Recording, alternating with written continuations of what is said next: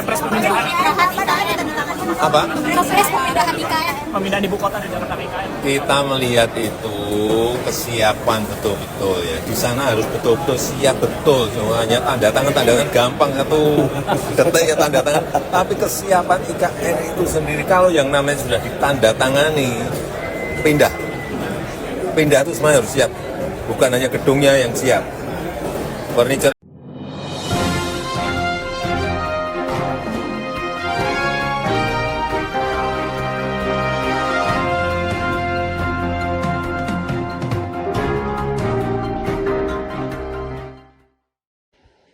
Assalamualaikum warahmatullahi wabarakatuh. Kembali bersama kami di Reaksi Realitas, yang mana kami akan memberikan informasi baru, berita baru, dan tentunya masih hangat diperbincangkan oleh masyarakat Indonesia. Seperti yang kita ketahui, IKN adalah proyek terbesar pada masa pemerintahan Joko Widodo. Pertanyaannya, mengapa sampai sekarang ibu kota belum pindah? Ternyata dibanding sama itu, banyak problem-problem yang disebabkan ibu kota belum pindah sampai sekarang. Yang kedua, apakah IKN menjadi proyek gagal di masa pemerintahan Joko Widodo? Mari kita simak bersama-sama. Proyek IKN macam gagal. Pakar Hukum Tata Negara Refli Harun mengkritik kalau proyek Ibu Kota Nusantara atau IKN gak siap buat menggantikan Jakarta. Menurutnya, pemindahan ibu kota ini lebih didorong sama ambisi Jokowi untuk meninggalkan warisan, bukan karena kebutuhan bersama atau aspirasi rakyat. Itu juga jadi alasan kenapa IKN belum siap sampai sekarang. Sejalur dengan kritikan Refli, Jokowi sendiri juga pernah bilang kalau beliau bingung gimana mindahin ASN atau aparatur sipil negara ke IKN karena banyak banget fasilitas yang belum siap. Kata beliau, masih banyak yang harus diperhitungkan, kayak di mana para ASN itu tidur, anak mereka sekolah di mana, kalau sakit rumah sakitnya siap atau enggak. So, kelihatan ya guys, kalau emang IKN itu belum ready banget. Sampai Jokowi juga belum nerbitin Kepres tentang pemindahan ibu kota ini. Waduh, perhitungannya kok nggak dimulai sebelum pembangunan proyeknya sih Pak? Kalau udah gini, yang salah siapa ya? Mana udah pakai anggaran sampai triliunan rupiah.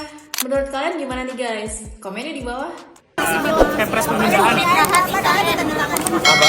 Kepres pemindahan IKN. pemindahan ibu kota dari Jakarta ke IKN. Kita melihat itu kesiapan betul-betul ya. Di sana harus betul-betul siap betul. Semuanya tanda tangan gampang satu detik ya tanda tangan.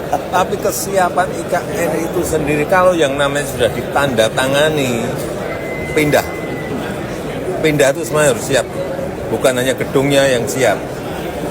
Furniture-nya harus siap, listriknya harus siap. SDM-nya harus siap, sistemnya harus siap. Ini bukan pindahan rumah aja, ruwetnya kayak gitu. Ini pindahan ibu kota. Ini semuanya harus dihitung. Yang tanda tangan bisa saya, bisa Presiden terpilih Pak Prabowo Subianto. Tapi yang paling penting kotanya ini siap betul. Ekosistemnya sudah terbangun. Kalau itu sudah siap, kan juga ada yang pendukung lainnya, logistik seperti apa, sekolah untuk anak-anak yang nanti di sana siap enggak, rumah sakitnya siap enggak, semuanya. Tidak hanya urusan kita pindah, kalau hanya orangnya aja, hanya bawa baju, siap. Kita mau memindahkan PNS kita, ASN kita ke sini aja, kita semuanya harus berhitung. Tidurnya di mana? Anak-anaknya sekolah di mana? Kalau sakit, rumah sakitnya siap atau tidak siap?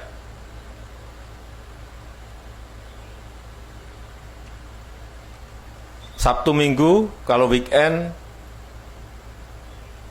anak-anak diajak bermain kemana? Inilah ekosistem yang ingin kita bangun. Jelajahi cara baru mendapatkan informasi. Download Metro TV Extend sekarang. Bang, gimana ini? Kabarnya ASN batal boyongan ke IKN bulan ini. Siapa yang bilang? Pak Presiden yang bilang, Bang. Saya kira kita pindah itu kalau betul-betul siap. Termasuk saya ini juga sama. Pindah betul-betul memang harus siap betul. Ini pekerjaan besar. IKN itu pekerjaan yang sangat besar sekali. Jadi tidak segampang yang kita bayangkan. Pindah, langsung pindah. Nah, kalau kata orang Betawi, gua bilang juga ape. Emang gampang mindahin pegawai negeri ke IKN. Ya, rumahnya udah siap belum? Airnya udah siap belum? Ya kan? Listriknya udah siap belum? Komputernya udah siap belum? Ya kan? Wifi-nya udah siap belum? Sudah, tapi belum. Memang sebagian sudah siap, tetapi sebagian juga belum. Dimana kalau ibu kota itu dimaksud sebagai markas atau tempat atau kantor bekerjanya seorang presiden, itu dianggap tidak efisien. Dan itu sudah dijawab oleh Pak Jokowi sendiri. Sulit, tidak gampang, tidak bisa dengan membalik tangan. Artinya, yang menyimpulkan proyek ini tidak jalan, sinyal itu datang dari Jokowi sendiri. Dan terakhir Pak Silver, mohon maaf diizinkan untuk saya harus menegaskan mewakili hati nurani Anda dan kawan-kawan semua. Puncak dari prestasi kebohongan Jokowi ada pada IKN. Karena antara narasi awal dan narasi menuju dia turun sebagai mantan presiden ini, tanggal 20, bahasanya nggak bisa dipegang. Dia mengatakan, ini bukan beban APBN, bukan beban uang rakyat, ini investor. Proyek ini akan datangkan banyak investor. Hari ini yang dia datangkan itu koncoisme. Orang-orang yang diuntungkan oleh kebijakan Jokowi itu sendiri. Jadi kalau tadi disebutkan beberapa pengusaha, orang itu patut diaudit semua. Itu satu gerakan sukarelawan dari kelompok oligarki yang memang dilayani oleh Jokowi.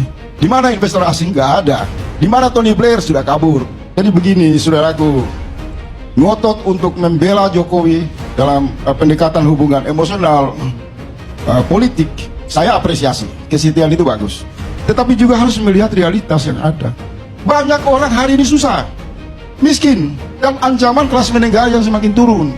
Sehingga Anda mesti bertanya, siapa penentu IKN ini jalan atau tidak? Maka terlihat di sana, Prabowo masih lebih penting berbicara gizi, perhatian untuk makan gratis bagi rakyat, ketimbang bicara soal IKN. Kembalikan saja Kalimantan sebagai paru-paru dunia. Dia menjadi ikon Indonesia. Jangan dengan pemindahan ibu kota untuk menutupi kekacauan kebijakan lainnya. The question is, saya tanya tuh Silver dan teman-teman dari kubu sana ya, katakanlah kita anggap perkubuan ya kan. Ibu kota tuh di mana sekarang? Ibu kota negara itu di mana? Ibu kota negara di mana? Republik Indonesia yang jumlah penduduknya 275 atau 280 juta beribu kota di mana? Sekarang. Bingung. Jawabnya nggak bisa kan? Beribu kota di mana? Hah? Beribu kota di. Nah, jadi kalau kawan-kawan bingung, saya juga agak bingung. Tetapi saya bisa mengatakan ibu kotanya hampir tidak jelas.